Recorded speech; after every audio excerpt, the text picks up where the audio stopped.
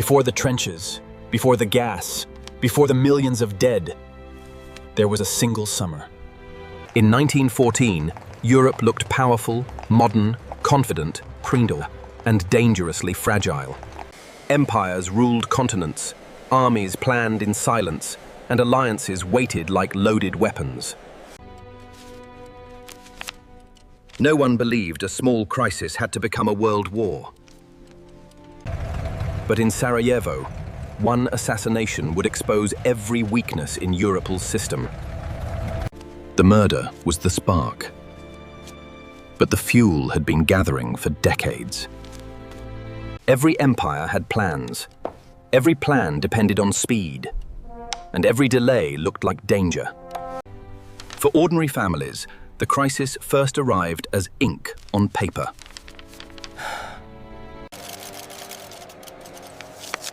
Then the messages began to move faster than the diplomats could think.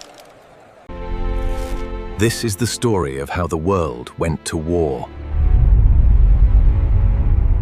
Europe in 1914 was not one powder keg. It was many powder kegs tied together. Austria-Hungary feared collapse from within.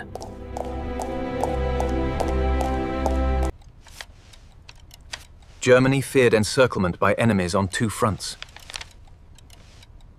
Intensities. Russia saw itself as protector of Slavs and defender of great power status. France remembered defeat and watched Germany with deep suspicion. Britain feared any power that could dominate Europe and threaten the seas.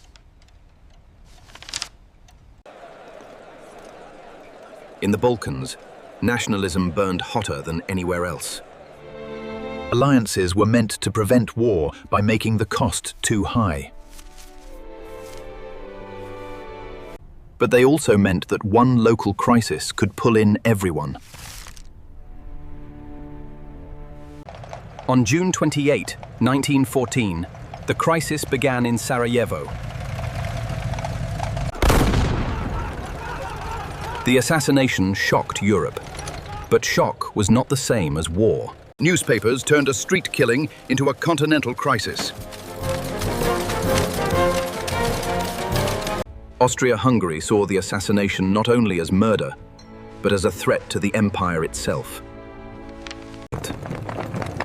Serbia became the focus of suspicion, pressure, and imperial anger. In the weeks that followed, decisions moved through sealed rooms. Germany gave Austria-Hungary support, believing firmness could control the crisis. Later, historians would call it a blank check.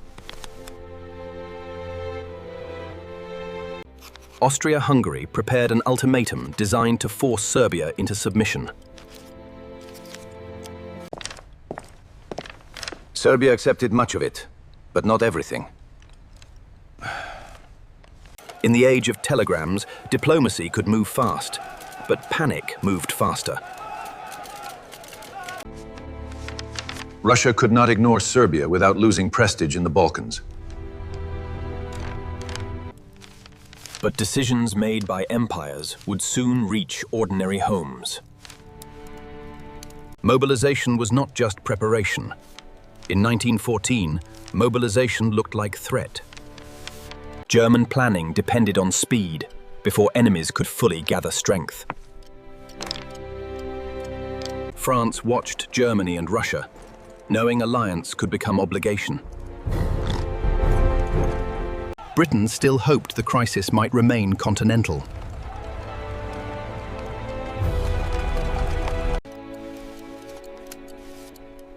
But the July crisis became a race against time. On July 28, Austria-Hungary! The first shots were local, but the consequences were not. Russia began to mobilize, trying to defend influence and allies. Germany saw Russian mobilization as a countdown. Once mobilization began, the machinery of war became difficult to stop. Across Europe, men learned that private life was being swallowed by state orders. The war came first as a farewell. Millions boarded trains believing they would be home by Christmas. Germany's plan for victory turned west, through neutral Belgium. Belgium had not asked to be the road to war. Britain had guaranteed Belgian neutrality.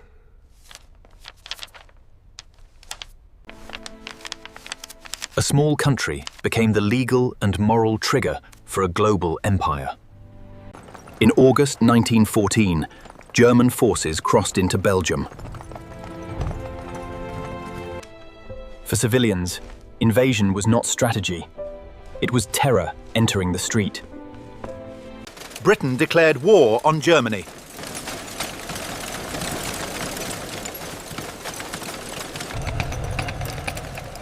What had begun in the Balkans had now become a European war.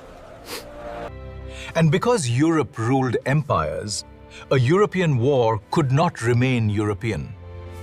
Soldiers from colonies and dominions would soon be pulled into the conflict. The war would reach Africa, Asia, the Middle East, and the oceans. In France, mobilization carried both fear and determination. In Germany, confidence mixed with dread. In Russia, vast distances turned mobilization into a national ordeal. Austria-Hungary entered war already afraid of its own internal fractures. By early August, Europe's alliance system had done what it promised to prevent. It had turned crisis into war.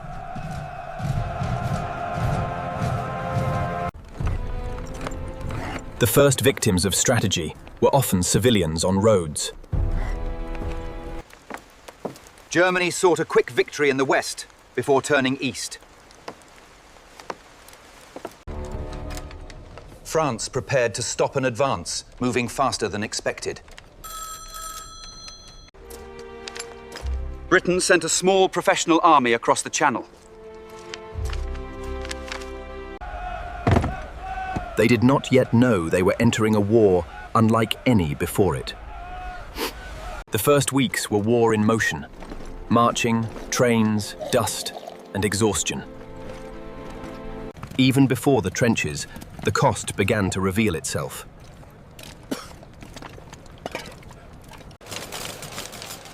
Newspapers that had promised glory began printing lists of the missing.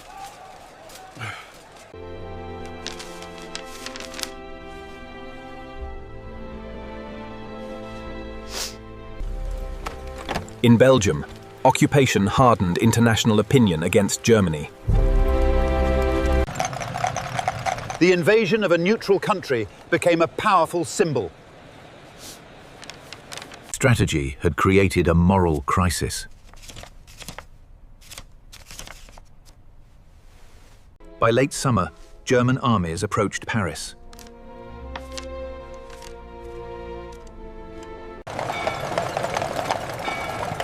The French capital felt the war moving closer.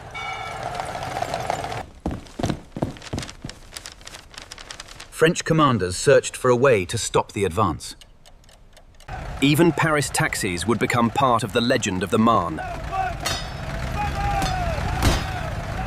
In desperation, a city helped move men toward the battlefield.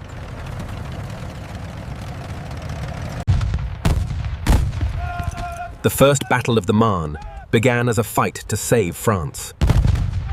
German armies had moved fast, but speed had created exhaustion and gaps. Allied commanders saw an opening.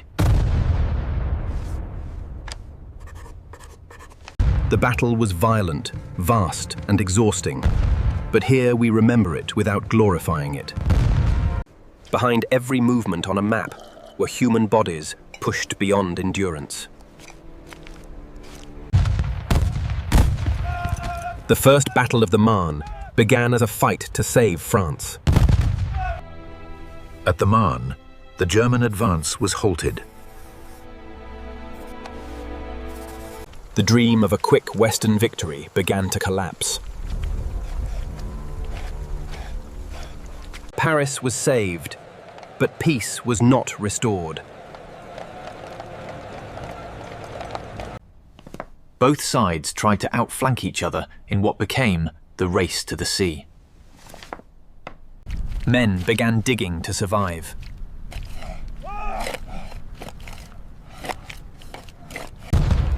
What began as temporary cover became a new world underground. At home, families still believed the war might end soon. But every week, the front became harder to move. Britain began raising a larger army for a longer war. Recruitment turned patriotism into paperwork. Industry began transforming itself for war. The home front changed as the battlefront expanded. Soldiers learned that modern war was not always movement. Sometimes it was waiting. Between the armies stretched a dead zone that would become infamous. The war was already teaching Europe that machines could destroy faster than medicine could heal. By the end of 1914, the old idea of war had died. The armies dug in from the Swiss border to the North Sea.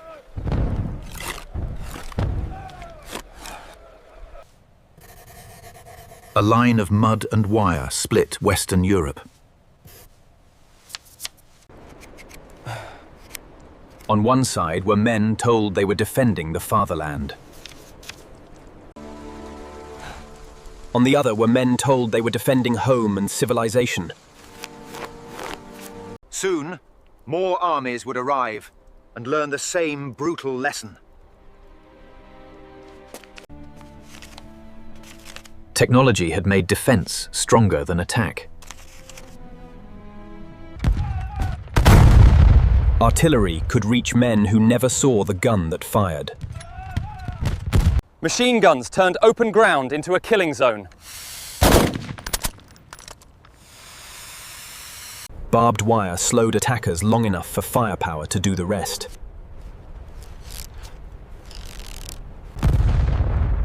The war became not only a battle of armies, but a battle of nerves. The war that leaders expected to end quickly had become something else entirely. By winter, the war of movement had frozen into a war of mud, wire, and waiting. Inside the trenches, courage often meant enduring another hour. German soldiers also discovered that victory would not come quickly. French soldiers were defending home soil, but the price grew every day. The Western Front became a scar across the map of Europe.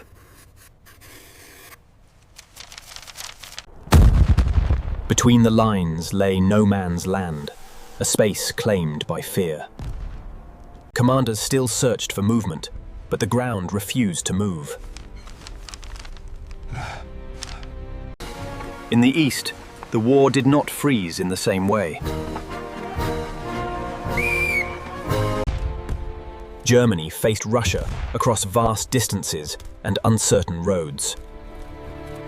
The Russian army was enormous, but size did not solve confusion.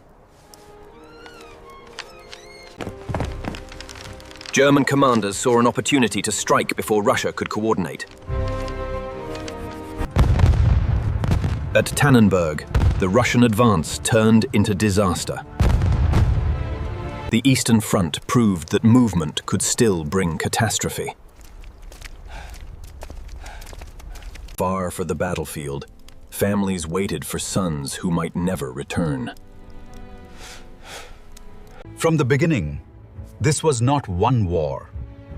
It was many wars at once. Austria-Hungary struggled not only against Serbia, but also against Russia. The empire's weaknesses appeared quickly under the pressure of war.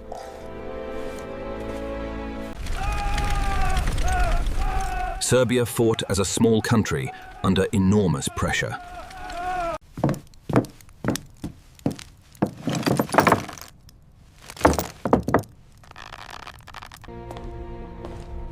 Soon, the Ottoman Empire would enter the war and widen it further.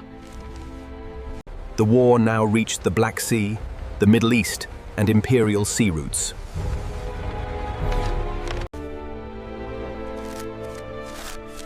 A European war was becoming a world war. Men who had never seen Europe would fight in Europa's war. Empires turned colonial subjects into soldiers for imperial survival.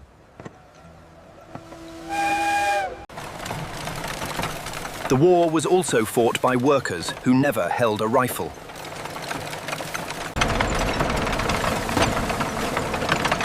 Factories became as important as forts.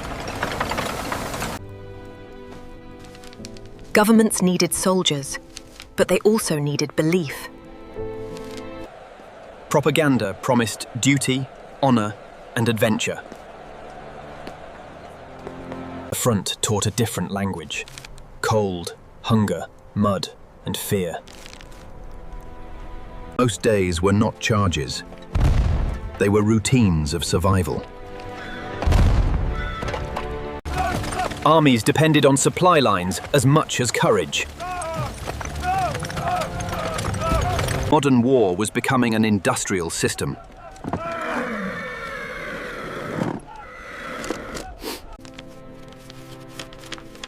The battlefield and the home front were now connected. Nurses and medics saw the human cost before the generals understood it.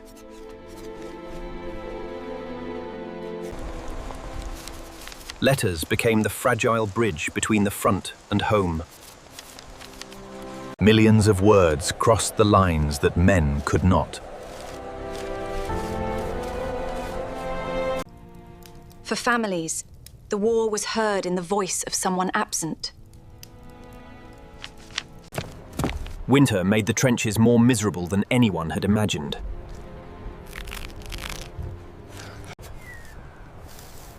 On both sides, men suffered under the same cold sky. The enemy could feel distant, while home felt impossibly far away. Then, in some places, something unexpected happened. On Christmas Eve, some German soldiers placed candles along the trench. Across no man's land, British soldiers heard songs instead of gunfire. In scattered sectors, enemies stepped out into the open. For a brief moment, men remembered the enemy was human. Photographs crossed the gap that politics had made impossible.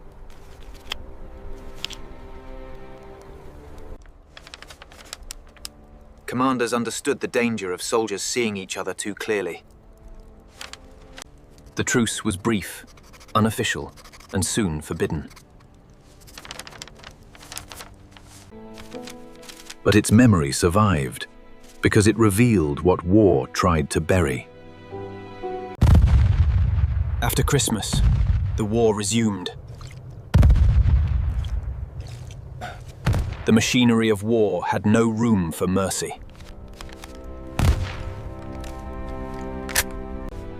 As 1915 began, leaders still searched for a breakthrough.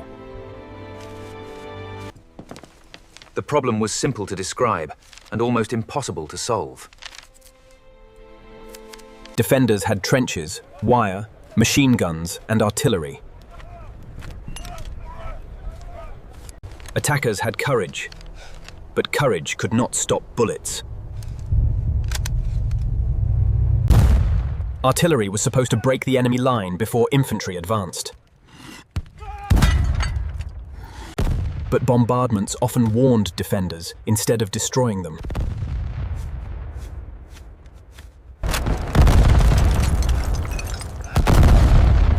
Many defenders simply waited underground.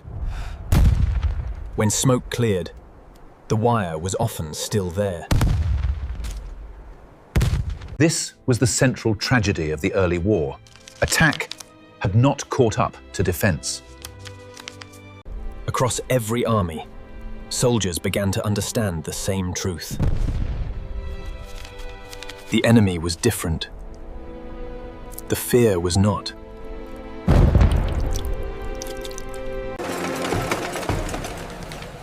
At home, governments still spoke of victory. The front told a darker story.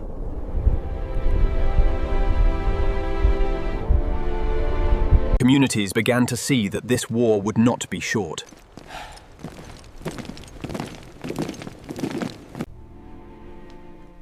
Every nation learned grief in its own language. In the east, movement continued pinried, but so did suffering.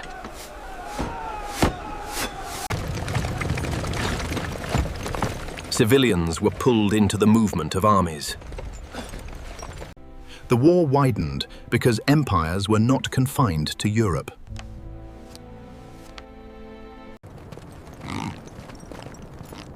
The Ottoman entry opened new fronts across the Middle East. Britain feared for the routes that connected its empire. The Suez Canal became a lifeline worth defending. Soon, Allied leaders looked for another way to break the deadlock. The Dardanelles would become another place where plans met reality. But that story belongs to the next phase of the war. By 1915, the world had learned that the war would not end by marching. Technology would shape the next stage more than courage alone. Science itself was being pulled into the machinery of war. Aircraft began as scouts, but the sky would soon become another battlefield. At sea, empires tested each other with steel and blockade. The British blockade would turn economics into a weapon. Civilians began to feel the war in bread, coal, and prices. The longer the war lasted, the more society reorganized around it. Even children learned geography through battle lines. The war entered every home, every school, every factory, and every church. Faith became a refuge for millions facing uncertainty. At the front, faith often stood beside fear. Even words from the front were controlled.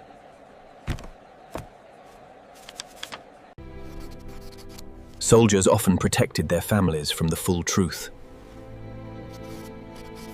Families learned to read between the lines.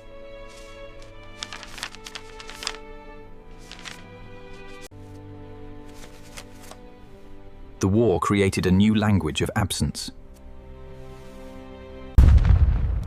By now, the war had become a landscape.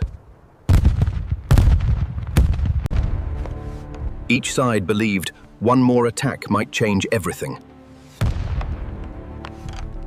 But the same logic kept producing the same result. I dimed you somebody choked the cow to me. The ground absorbed effort, hope, and life. The numbers grew so large that they almost hid the individual lives behind them. Each uniform contained a person, not a symbol. That is the only way to tell this history honestly. The next phase would demand endurance on a scale no one had planned for. More artillery, more trenches, more attacks, more waiting. New weapons were coming, and the war would become even stranger. Machines would be invented to solve the deadlock. The sky, too, would become part of the war. And the seas would decide whether nations could breathe.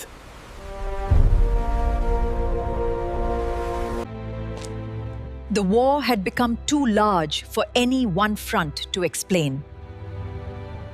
Europe had opened a door, and the world had fallen through it.